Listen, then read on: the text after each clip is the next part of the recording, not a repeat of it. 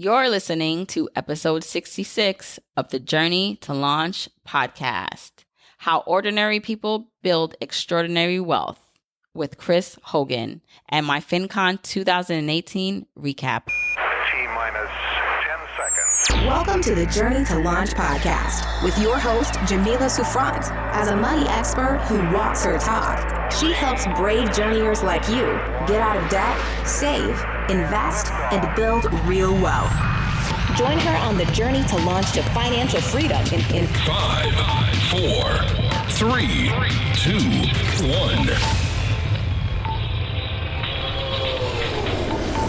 Hey, journeyers. Welcome back to another episode of the Journey to Launch podcast. Super excited to be bringing you today's episode, which I actually recorded this main content. So this interview you'll hear with Chris Hogan, I recorded live at FinCon. So I'm super excited for you guys to hear it. Chris Hogan was the keynote closing speaker at FinCon. He has an amazing background in financial services and really creating content to help people live their best financial lives and live their best lives. And we're going to talk more about his new book, which is called Everyday Millionaires. And I thought it was perfect for what we talk about every day on this podcast and in my content is how do we become rich and wealthy? And yes, the numbers matter, but how do we live a life that we are proud of and then we are also taken care of financially? So we're going to get into all that with Chris. Chris Hogan, let me just give you a little background about him in case you didn't know. Chris Hogan is considered America's leading voice on retirement, investing, and building wealth. He had the #1 bestseller, which was Retired Inspired. He's helped thousands of people learn how to change their current money situation and make wise investing decisions. His newest book, which we're going to be diving deep into content today, is Everyday Millionaires, How Ordinary People Built Extraordinary Wealth and How You Can Too. He's a dynamic speaker, so he was the closing keynote speaker at FinCon. He did such an amazing job. He riled up the audience, got us super excited about the work that we're doing in this space. And so I'm really excited to bring you this interview with Chris. We're going to talk about his background in sports and coaching and how that helped mold his winning mindset. We're going to talk about why becoming a millionaire all starts with belief, the quality of everyday millionaires, and then the 5 things that millionaires embody, plus so much more. At the end of this episode, I'm actually also going to touch upon my FinCon experience. And I want to just let you guys know how that went because I got a lot of questions about it. I had such an amazing time. So if you're interested to know how FinCon went for me this year, if you want to know about the Plutus Awards, remember I was nominated for a few Plutus Awards this year, how that went. If you didn't see it already on social media, just stick around. I'm going to be giving some tips on how I've really grown my platform Journey to Launch since the last time I went to FinCon, and then just some strategies for you because actually a lot of you guys listening to me are people who are in the personal finance space or just have businesses. And so you ask me questions about how you can grow your business, gain visibility, and grow and make money. So I'm going to just be sharing some tips that I have been doing, things I've learned through the conference, and just some takeaways. So it might be just helpful for you. So stick around for the end of this episode to hear all of that. If you are enjoying the podcast, please continue to rate, review, and subscribe. So wherever you listen to this podcast, if there's a subscribe button, subscribe to it, share it with your family and friends. If you are particularly listening to this in Apple Podcasts, that's that purple app, you can leave a review there. I read every one. Also, don't forget you can tag me on social media when you're listening to the podcast. So at me at Journey to Launch, send me a message. I'm Journey to Launch on Twitter, Instagram, and Facebook. Also, don't forget, I'm trying to do this new thing where we're going to hashtag Journey to Launch. So if you're listening to this and you're going to maybe do a quote from the interview or screenshot, hashtag Journey to Launch wherever you're sharing that content. So that way other people listening to the podcast can find you and I can find you. If you want the episode show notes for this, you can go to journeytolaunch.com/episode 66. Okay, let's get into this amazing conversation with Chris Hogan. Hey, journeyers. I am super excited to be live recording here at FinCon with the one and only Chris Hogan. Hi, Chris. Hello there. It's good to be with you. Good to be here. And I'm not sure if you've been to a FinCon yet. But is No, this your this first time? is my very first one. So as a money expert, someone who was in this space, how does it feel to be around so many other money nerds? It feels like I'm around family. Right? Being around like-minded people that all of us are trying to educate and encourage people in this area of money. So it's been a lot of fun. And why I really wanted to talk to you, other than just learning more about your background and what you're doing in this space, is you have a new book coming out, and it's just right up the alley with what my journeyers want to know. It's about becoming a millionaire. Yes. And I want to talk about the myths of what we believe a millionaire is, how everyday people, like there's so many of us that are millionaires and maybe we don't think that they are, and then Right. how can the average person become one? So let's jump right into it. Fantastic. So in terms of the myths, let's start there. I think the reasons why people don't think they can become millionaires is because they simply don't think that they can become millionaires. And you mentioned that in your book. I read the first couple chapters. You had it online, which was a really nice bonus part of your book. Can you talk about why that's like the biggest hump to get over for a lot of people? Yeah, well, I think it's important for us to identify that because our belief system actually becomes the baseline for our actions. And if we don't believe that something is possible, then you don't ever fully embrace it, or you don't even give that full effort to try because you have this mental block or this limit. And so I wanted people to know the truth. And I had to even think for myself growing up in rural Kentucky, because I'm just a little Kentucky boy. I don't know about the little part, but I'm Kentucky. But growing up and looking at it and thinking about millionaire, I thought people had to be lucky, right? I thought people had to be born into families with money. They had to inherit it. I had all these preconceived notions that were actually limiting me with what I could become. It was blocking my potential. And so I think it's really important for us to understand what we believe is really possible because that will impact us. Right. And I think one of the stats that you mentioned, which I think is really helpful for people to understand that you said in your book, was that 8 out of 10 millionaires come from families at or below middle class, which gives a lot of hope to people, right? Because like you just said, a lot of millionaires are not born into money. That's right. So it doesn't matter. Here's my phrase, and I talk about this in a book. It doesn't matter really where you come from. It's a matter of where you're going and the plan you're working. So what I want people to do is to not think about the family that you were born into, where you were raised. Those aren't determining factors. Those are called locators. It locates what family you're with and where you were born. You get to decide for you. And so when we know that, I think we can take ownership of our actions and then really start to believe that, hey, maybe nobody in your family has ever become a millionaire before, but you want to be the first. And so now you start to lay that plan out and you go, this is the direction I have to go. Right. And I like that. It's about taking control back. And I do always like to acknowledge, yes, there are like psychological and there are some like systematic barriers for a lot of people where the starting point might be a little bit further behind. But that doesn't count you out the race. Yes. And when you choose that you're going to become a millionaire, it's possible, right? It is possible. And I like how you put that because it is. A lot of times there are different stages, right, of a marathon. And some people are out in front, right? And some people are a little bit behind. But we've all heard the story of the underdog that worked hard and passed the people that started out ahead. And I like to think of that as humans, right? That some people have some advantages. I've met people that are more prone to do better things with money. I've met people that are nicer to people, right? And better with relationships. We all have advantages. Now what I want us to do is let's highlight those advantages, but more so let's gain the information and knowledge that can help us move forward. I think that's the thing. I'm constantly learning. I'm constantly reading and thinking. Why? Because I know my thinking guides my actions. Right. And sometimes too, how you can frame it is that, so for myself, like I was born to a single mom. We're immigrants from Jamaica.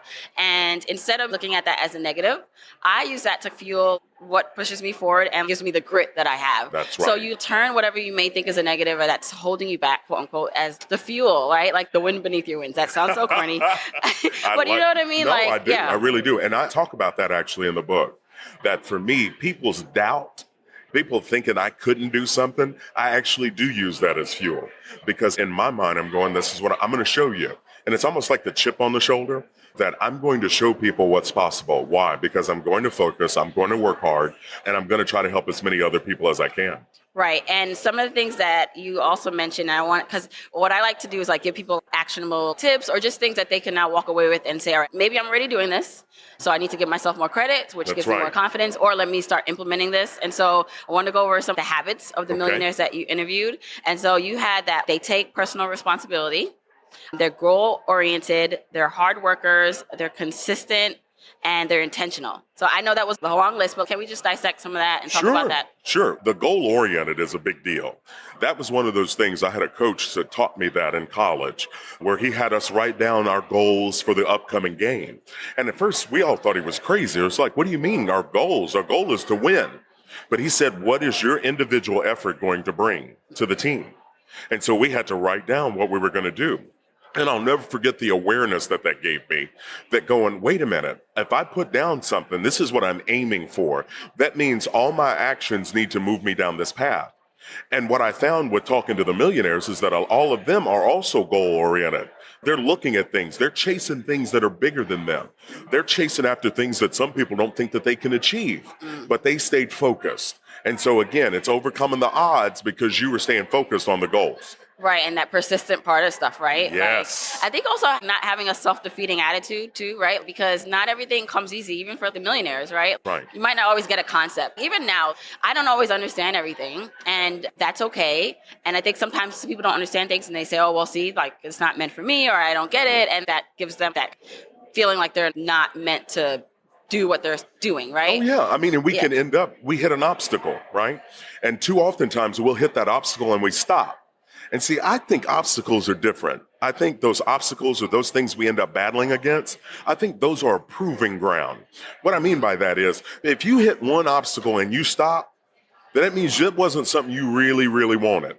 Because the persistent people not only will hit an obstacle, they'll figure out a way to go over it, under it, or through it, right? Because for me, I mean, I'm sure you're wired this way because you're thinking about for your family, the legacy. Right? And you're not working hard because I saw your eyes light up when you were talking about your mama. I saw that. And I saw that little twinkle in there. And it's one of those things where you understand what she sacrificed for you. And now you're not going to let that be in vain. Right. You're going to take that and you're moving it forward. Right. And see, that's that thing. That's that internal thing that people that are driven, they refuse to be denied. And what I actually really like that you brought again to the forefront is that, like you said, like my mom did a lot to get to where she was as a single mom coming here. And I felt like because she didn't even have that many resources and she still was able to do what she did and provide for me the way she did, that now as a mom, I should surely be able to take this baton and pass it to my kids, right? There you go. And that's how you create this wealth that we all want to have. Yes. And that baton, I talk about that in the book. And I talk about that in Retire Inspired as well, because that's exactly what we're doing. The way that we handle money, what we learn, how we live, what we teach our kids about money, that's all part of that baton. And so we're not just working hard to work hard. We're working hard for progress. And so progress means that you've got somebody that's thinking forward, that has their eye on the prize, but they're very rooted and connected in the now, meaning that I know my financial actions now impact tomorrow and the day after that. So I want to make sure that I'm consistent, right? I tell people, you want to make your audio match your video. The words that I'm saying need to match my actions. And if that's the case, I will move forward. Right. And it's all about moving forward. And I think, too, another thing people get a little discouraged about is that maybe the steps they're taking don't seem big enough or impactful. And what they don't realize is that it all is a part of the journey. I always say this, that the smallest things, whether it's paying off a credit card or learning a concept that you didn't know last week or last year, this all matters, right? It does. And it all fits together. And understanding that when you see that and you're able to acknowledge it, now what I don't want people to do is to keep making the same mistakes. A mistake you make once or twice, we can call it a mistake. But by the time you get to 4, 5, and 6 times, that's not a mistake anymore. That's called a choice. And so if we can make smarter, wiser financial choices, what we can do is start to move forward and feel confident about the direction we're going. Right, right. And another thing you mentioned in the book, which I think is good, it's like breaking the myth, these thoughts that we have of what millionaires are. And so can we talk a little bit about what those myths are and why we need to let them go? Yes. Well, one of them is number one, that you have to be lucky to become a millionaire. A lot of people think that, and they think about Zuckerberg with Facebook or anybody that invented something, and that's just not the case. There are people that have invented some things that have helped them in life to move forward, but you don't have to invent something to become a millionaire. Another myth is that you got to make a high 6-figure income. People really believe this. And so if you're someone that's making less than a high 6-figure, if you're making 50 to 60 to 70, 80,000, if you think that, then you don't think becoming a millionaire is something for you, which is not true. And we actually prove that in the book and in the studies based on people's income and length of time. A lot of them did not make six figures, let alone high six figures. Some of them were making regular incomes, but it was the plan that they were working. So those are a couple of the myths. You don't have to be lucky. You don't have to make a high income. And becoming a millionaire doesn't mean you make $1 million a year. It means you have $1 million net worth, which real quick, let me define that for people. Yeah, let's go there. So net worth is take what you own minus what you owe. Right? What you own minus what you owe, and that'll give you your net worth to help you see where you are. All right. There are so many great points you just did and pointed out, and I want to dissect more. So the first is I love that you defined what a real millionaire is, because it also addresses the lifestyle inflation and overextending yourself, because you could be making $1 million, but that does not mean you're a true millionaire. Right. The second one that you talked about was the concept that you have to create something to be a millionaire. And I actually had that thought when I was growing up. I wanted to be a millionaire because I thought it would make life easier, which there's no denying having the money does make life a little better, right? But when I realized that I did not have to create a huge company, because here's the thing. So I'm on this road to financial independence, like many of us are. Right. And I don't know how familiar you are with the financial independent retire early movement. It's become a thing recently. And when I first heard about the movement, I said, where was this all my life? Because like you said, like I was hearing about people becoming millionaires or becoming financially independent, retiring early on teacher salaries. And they weren't necessarily earning a high income. Now it does help, but they weren't necessarily like earning that. And so I was like, oh my gosh, that means that it's possible for me. Like I don't have to create the next Facebook. I can just manage my money smartly, start investing, being more intentional, and I can get there too. Now I encourage people to break those chains of the mental barriers to like believe that. So I'm glad that you brought those things up. And that brings me to actually like, what do you think of the whole FIRE movement, if you're familiar with it? I'm very excited for anything that's encouraging people to become independent, right? And to have options. That was my thing. I wanted to work hard and be focused, but I wanted options. I wanted to be able to make decisions about what I'm doing for myself and my family. If I wanted to travel, if I wanted to do mission work, I didn't want to have a whole lot of things I have to do.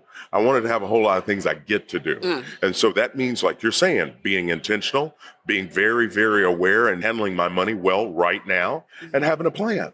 And you said something, and I think that really sums up what I'm about. It is letting people know that it is possible, right? It is possible. And that's the drum that I'm beating, that it's possible. We can achieve a whole lot of things if we stay focused, be goal-oriented, and work hard.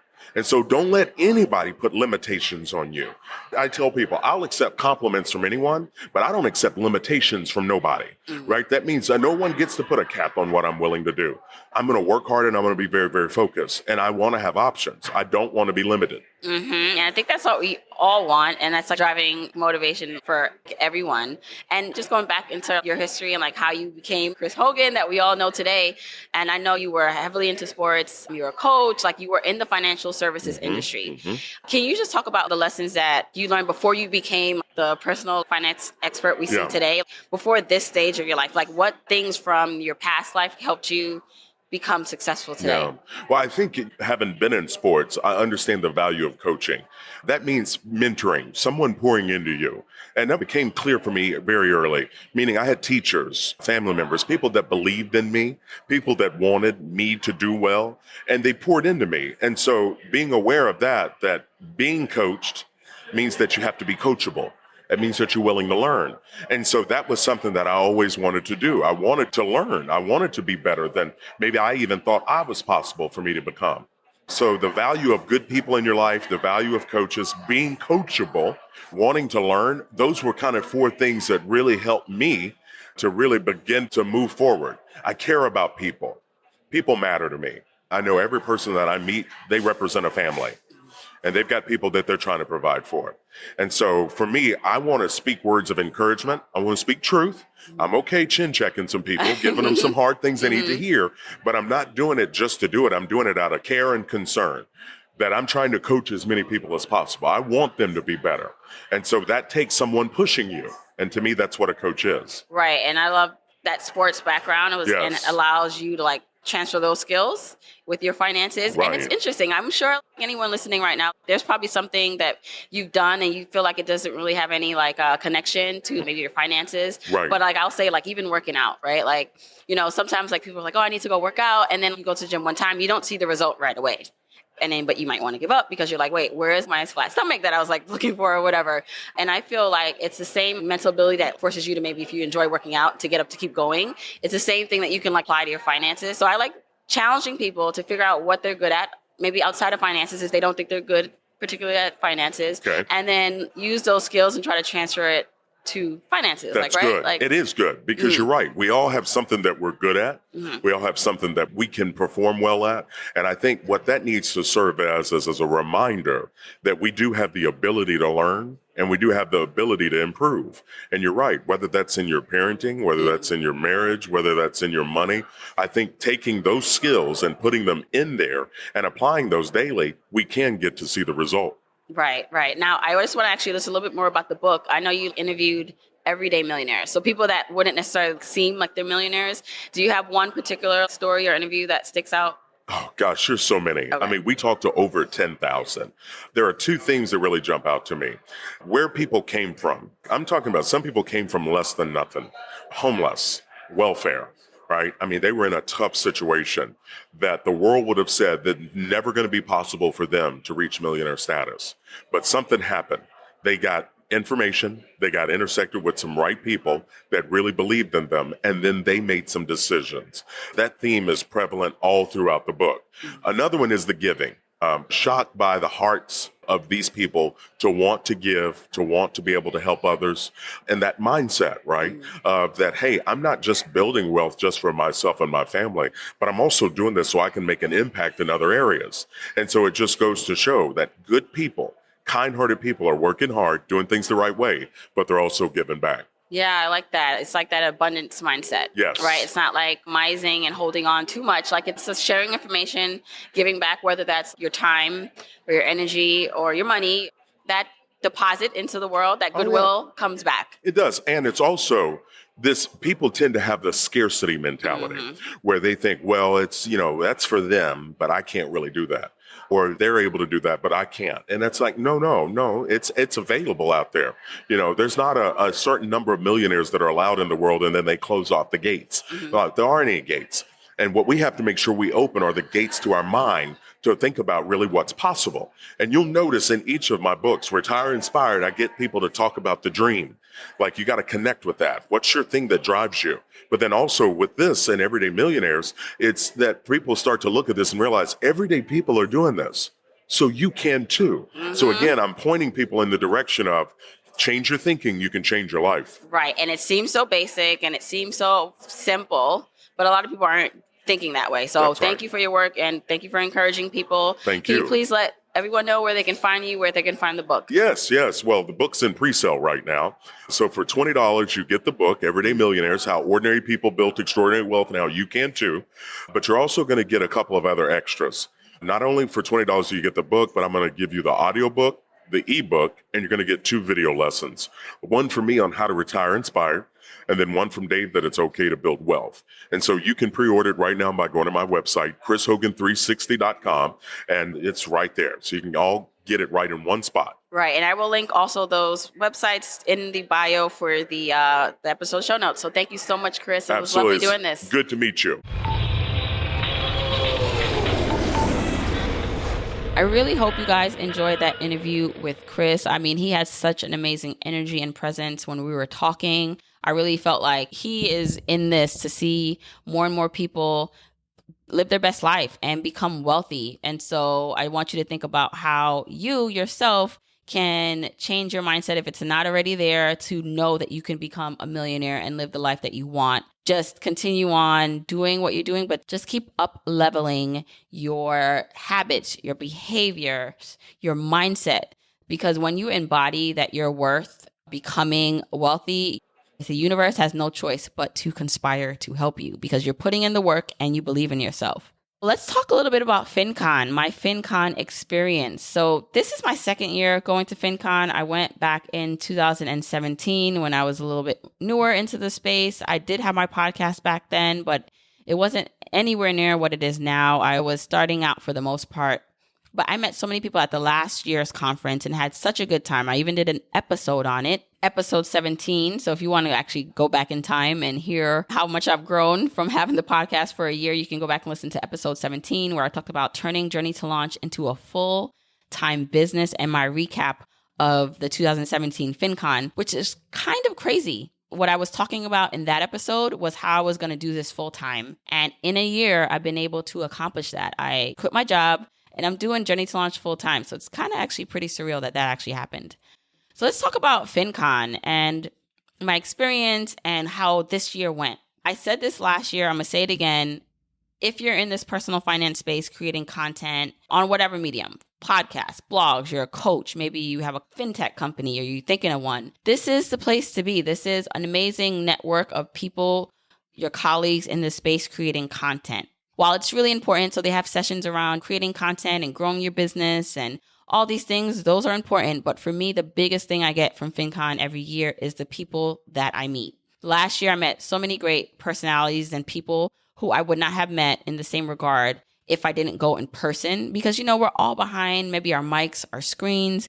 We're not connecting. People don't really understand your personality. But when you're able to meet someone in person and connect on a human level, it makes you just more relatable. People can connect easily and say, hey, I actually like this person. I want to work with them.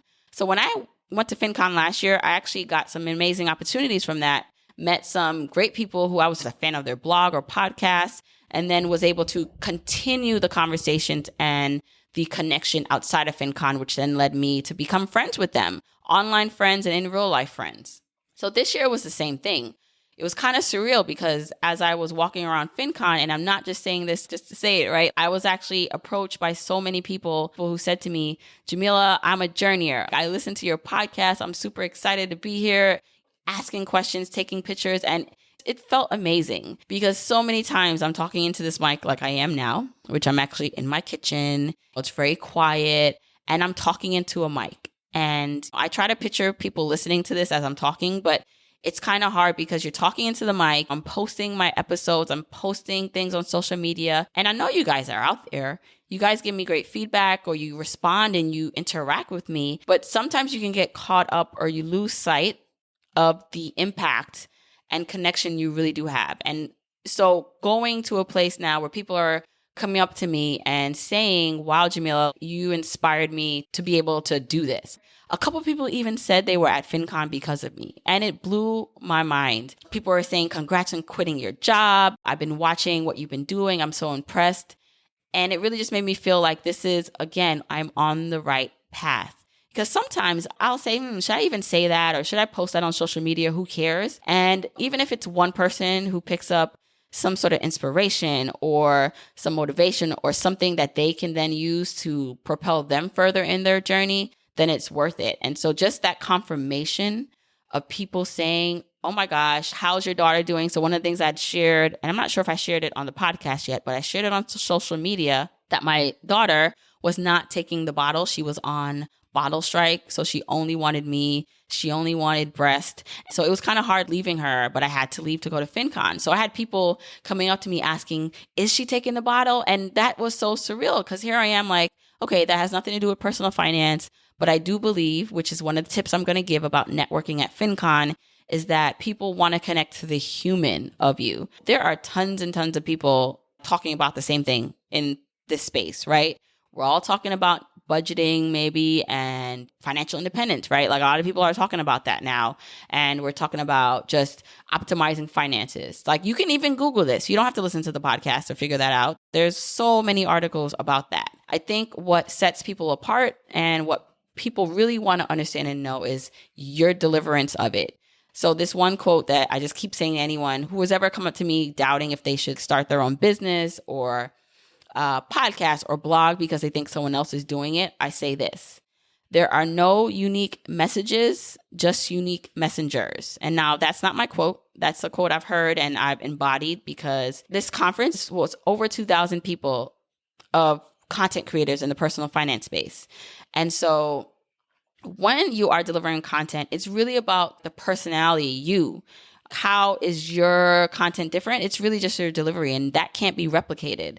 And so for me, it's really important that I continue to inject me into the story because I do believe representation matters. I believe it's great when you can actually connect with people. And that's what I think I do really well. If I can toot my own horn, is that I feel like I can connect not only with you as journeyers who listen. So journeyers, it's funny because I feel like I have two types maybe of main segments of people who listen. I have journeyers who are really just on the journey to financial independence. They want to better their finances and reach their goals. They're not in the personal finance space. And then I have people who are actually in the personal finance space, especially from the conferences. Back this up a bit is that they're co-creators. They have blogs, they have podcasts. And yeah, they are also on the journey to financial independence, but they also like my journey in how I'm growing this as a business. And so because of that, it's like two audiences. And so sometimes I want to share more about how I am growing Journey to Launch, like the tactical things I'm doing, the technical things that I'm doing to grow this into a business. And I will start sharing more of that. But it's just interesting because I got more confirmation of this conference of people who are my colleagues coming up to me saying, what are you doing? How are you growing your platform? What's next for Jamila? So my biggest takeaway at this FinCon is to continue to make connections, and in-person meetups and conversations matter a lot. And you can do that online, but if you do have an opportunity to go in person and meet the people you are interacting with, your colleagues, it's really important. Because I'd say a lot of the opportunities that I've gotten over the past year has been from a connection. It's been because someone has recommended me or introduced me to someone else. And the only reason they're doing that is because we have created some sort of rapport and connection. So continue to do that. And then how do you create connection, right? There's so many people at a conference or so many people online that you do want to connect with. How do you reach out to a person and then make them interested in you? Or what can you do to create an environment in which you can help each other? So I'd say number one is that you start by what you can give to a person. So when I met big names last year, and when I met people who I was in a room with that I'm just like, oh my gosh, this is so great to be in a room with this person, I'm not thinking about what can I get from them. You know, my first thing when I open my mouth isn't, hey, I'm Jamila, like, can you mentor me or can you do this for me? I don't approach it that way. I look at it more as, wow, first of all, let me tell this person how much I appreciate their work in this space. That's just number one. So showing appreciation and just gratitude for this person if you do admire them. And also thinking about how you can help them and not demanding their time or their energy or things from them, especially if you don't know them. And so I think the best thing for networking and connecting is not to be like the additional person that always wants something from that person. So if you are trying to kind of connect with people who maybe have bigger audiences or are at another level that you'd like to be at, don't approach it and become another person that just it's kind of taking from them. Because Journey to Launch is growing. I feel like there's a lot more that I'm going to be doing. But even at my level, I feel like I definitely get a lot of emails now about picking my brain or can we talk? And these are from people who I don't even know at all. Like there's never been another communication outside of just a random saying, can we talk? And you guys know me already. I feel like I definitely give a lot to this podcast, to Journey to Launch in general, and to you journeyers. If you ask me a question, most times I'm answering it. I'm trying to give you a thoughtful response. And so for people to reach out and just like without any type of lead in of wanting to kind of connect more and just asking and wanting and taking is not a good first impression. And so I'd recommend if you are trying to meet and connect with people that you are really looking at how you can help them. You are offering your services, or maybe you see what they're doing and you have a suggestion that can help, or you say, hey, you know, have you thought of this, but not necessarily from a I'm just going to take aspect. Also, make sure you're connecting outside of business terms. And so what that means is great that you have a podcast, great that you're in personal finance, but what about you can I connect with on another level? Whether that's because we're both moms or from an island, or you were raised by a single mom too. I find that if you can have people connect with you on the human level, not just the business level, it creates deeper connections. And that's one of the things I aim to do is I care about, like, yes, the person's business, but I care more about how can we connect as humans? What makes me interested in your story? What makes my story interesting? And that's kind of more what I lead with. And then I make my work stand out for itself. Also, I want to make sure that if you are kind of in business, whether that's in this personal finance space or any other space, it's important to create masterminds and networks. So one of the things that I've done since FinCon is that I've actually been a part of a few masterminds, and those have been people in the personal finance space with podcasts. Those have been people who are not in the personal finance space at all, but have podcasts. And then there've been people just in general, they have businesses. They don't necessarily have a podcast. So don't limit your networking to only your industry, because you can learn a lot from the way that another totally different industry does things. You can get a lot of inspiration from what's not the norm of what everyone else is doing in your space. And so my biggest thing too is to continue not only networking in your specific niche, but to go outward and to reach across the aisle and talk to different people. So here's another thing that I feel like has worked really well is that even with the podcast, if you guys have not noticed yet, I like to talk to all types of people from all aspects of life. I let you guys pick what resonates with you and kind of what you want to do and what you don't want to do. And it's the same thing I do with networking. I don't only sit with people and talk to people who look like me. I believe in having a diverse environment and diverse opinions. And because of that, I feel like I'm able to connect with different types of people. And I find there's a lot of beauty in the differences in us. And that's okay. We can be different. But I think it's really important to just not only look inside your box and what's comfortable, but to continue to push yourself and to talk to people who you maybe normally wouldn't talk to, or to get advice and to figure out how other people are doing things. Again, I find that a big way I've been able to grow my platform so far is that I focus on the content and what I feel is going to be great for you guys to hear, and not necessarily I can only do this one thing, because I don't want to be put in a box. I want to be able to almost present you guys with a buffet where you choose the main courses, like the side course, the entree that works for you, or you don't, right? And the same thing I kind of do with just networking is that I just don't want to eat the same, this is like a weird analogy, eat the same food every day. I want to try different foods. Along that line, yes, it's okay to be bold and confident. So yes, you should approach people and tell them that you enjoy their content. But again, don't demand their time if you don't know them, or be just a little more tactful, I'd say. And not that I had issues with that at FinCon, I didn't. But I always realize when some people find it hard to have the confidence to speak up. And I feel like for me, having confidence has helped me a lot. And so even if someone has a bigger audience than me, even if they have a bigger platform, I don't put them on a pedestal to the point where, oh my gosh, they would never hear who I am and I shouldn't say anything because who am I? I don't think like that. Of course, I commend and I tell them if I am a fan of theirs that I am a fan, but I don't think that they are better than me. I don't think I'm better than anyone else. And with that mindset, when I approach people, I think it helps because I'm worthy, you're worthy, we're in the space together, and it's okay to show gratitude, but just have the confidence that you have a seat at the table. You can be here too, and you deserve to be there. And that helps with just confidence. So with FinCon, I actually spoke on a panel this year. So that was really cool. Got to speak on a panel with actually some of my fellow masterminds. So one of the masterminds I'm in, we all were nominated for Best New Personal Finance Podcast last year. And so we had created an actual mastermind since then together. We meet once a month. And I did a panel with them on how we have grown our podcast. And so being on a panel was really good.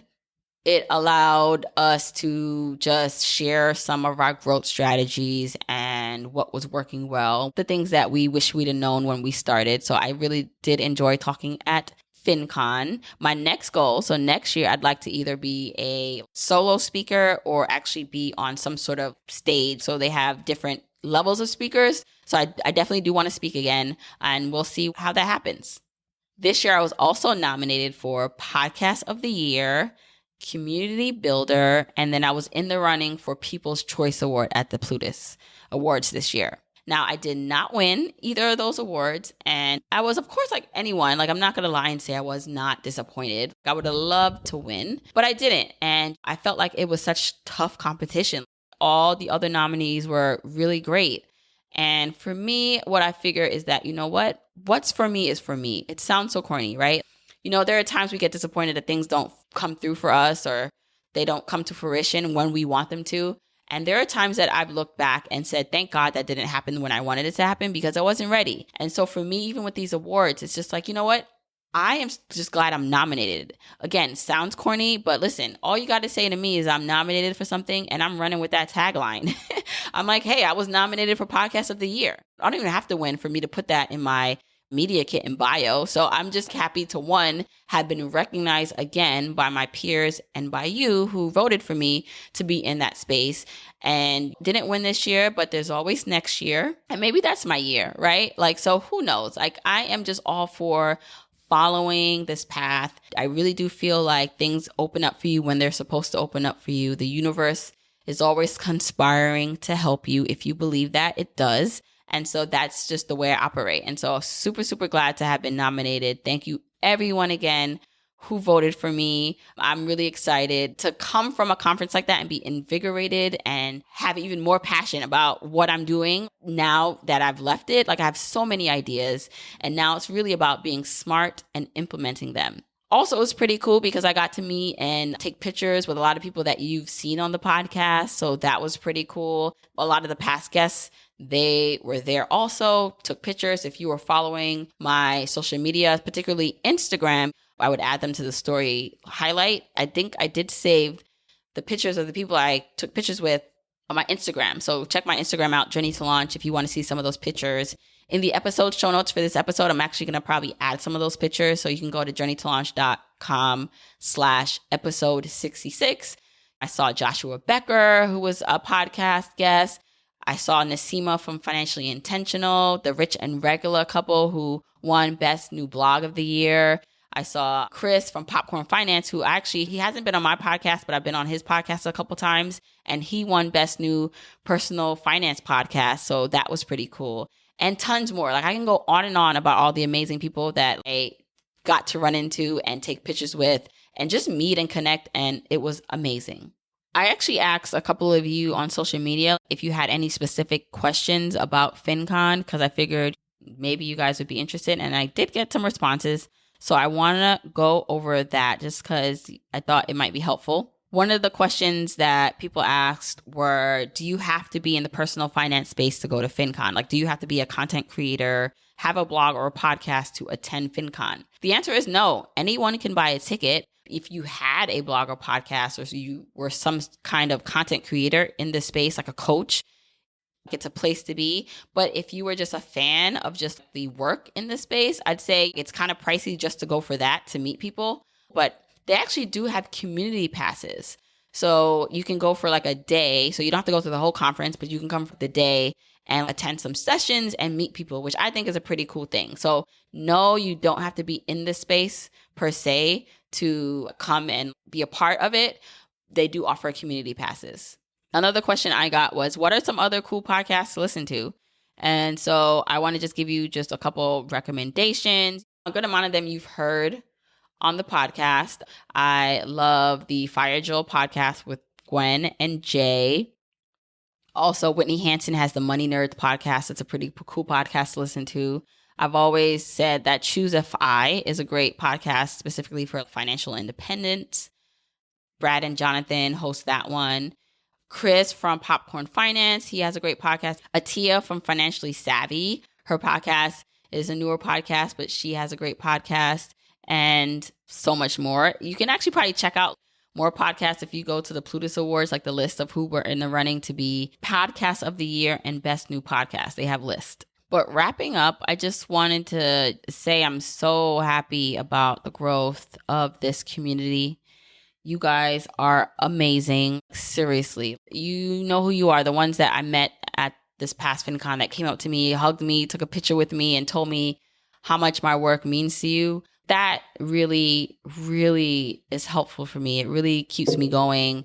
Just because I'm doing this full time now, it doesn't get easier in terms of how much work it is and me still trying to make this a profitable business, right? So I'm still building this up so that this can be my permanent situation. And I'm still working on that. And so when I get the feedback that the content is making an impact, even if the money is not there yet, I know it will come. I know it will come. So thank you so much for joining me on this journey. I really appreciate you.